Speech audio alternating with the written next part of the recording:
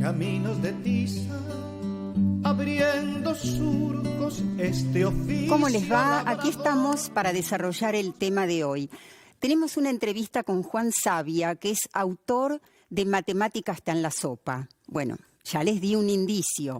Tenemos testimonios de docentes y estará con nosotros también el maestro Horacio Cárdenas de la Escuela 15, Distrito Escolar 13 de la Ciudad de Buenos Aires. Nuestro tema, Hora de Matemática. Me voy con los invitados de hoy y los dejo a ustedes con esta presentación. Considerada junto con lengua asignaturas esenciales, imprescindibles y base de otros conocimientos, lo cierto es que la matemática trae aparejada entre los estudiantes un gran porcentaje de fracaso.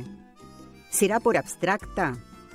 ¿Porque requiere un alto nivel de simbolización y razonamiento? ¿Por problemas en la didáctica, es decir, en la enseñanza?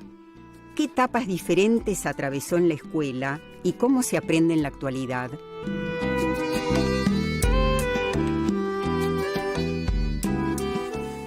Y aquí están nuestros primeros invitados. Héctor Ponce es licenciado en Ciencias de la Educación, profesor en la UNIPE, la Universidad Pedagógica. También es profesora en la Universidad Pedagógica Patricia Sadowski, doctora en Didáctica de la Matemática y miembro de la Secretaría de Cultura de SUTEBA.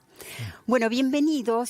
Gracias. Me parece que nos Gracias. pueden ayudar a pensar bastante este tema, se dedican hace muchos años y quizás lo primero que podríamos hacer es pensar por qué distintas etapas atravesó la enseñanza de la matemática en nuestro país. Un pantallazo.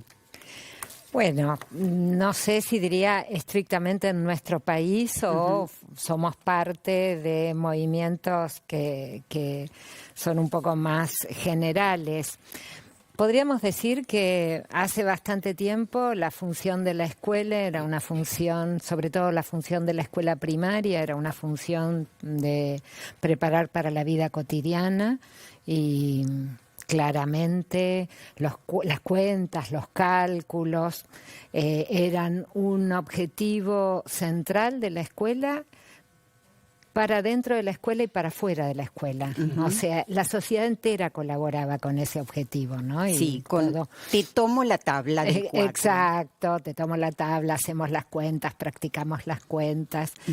Bueno, a medida que se empieza a disponer de medios tecnológicos, empieza a ponerse en cuestión esa práctica repetitiva y mecánica que podía ser reemplazada por medios tecnológicos y se empieza a pensar en que otra complejidad puede entrar en las prácticas escolares. O sea, ¿será necesario saber de memoria la tabla del 9?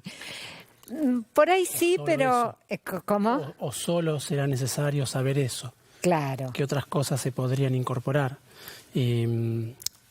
Me parece que también hay una etapa posterior, creo que ibas para ese lugar, perdón que interrumpí.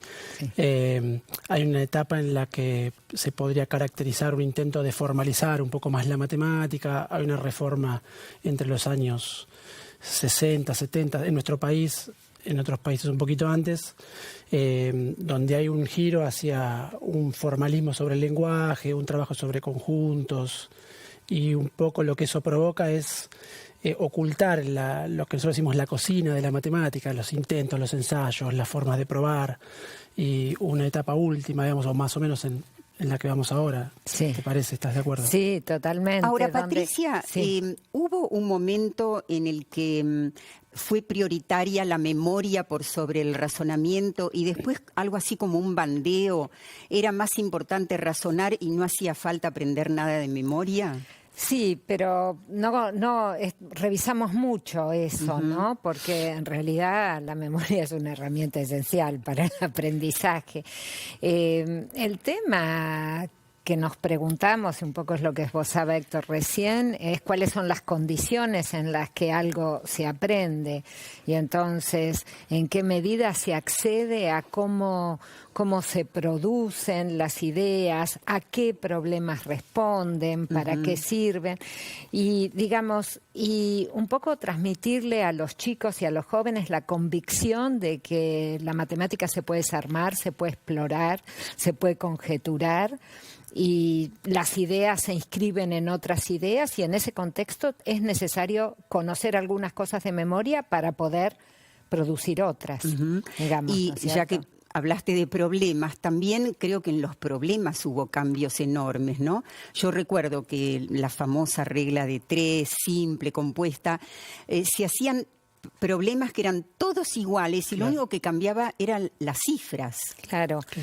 Claro, porque se responde a ese mismo esquema repetitivo donde los chicos no tomaban decisiones analizando el problema para ver cuáles eran las herramientas matemáticas necesarias, sino que lo clasificaban por su formato y entonces aplicaban la ley que el formato les indicaba. Hay una autora que decía, enseñanza aprendo, aplico. O sea, un modelo y muchas repeticiones, pero... Bueno, ahora es corto y pego. Con la regla de 3, Mirta, es un ejemplo casi paradigmático, porque la regla de 3 es un método de resolución y en realidad el objeto de estudio para nosotros es la proporcionalidad, donde hay algunos métodos de resolución, como podría ser la regla de 3, pero también hay otros donde se ponen en relación las cantidades con las que se está trabajando. Y es interesante ver que el objeto de enseñanza era un método de resolución en lugar de el funcionamiento de un objeto, y eso impedía la posibilidad de decidir cuáles problemas sí eran de proporcionalidad y cuáles problemas no lo son, qué condiciones tiene que tener el problema para poder ser tratado como una situación de proporcionalidad.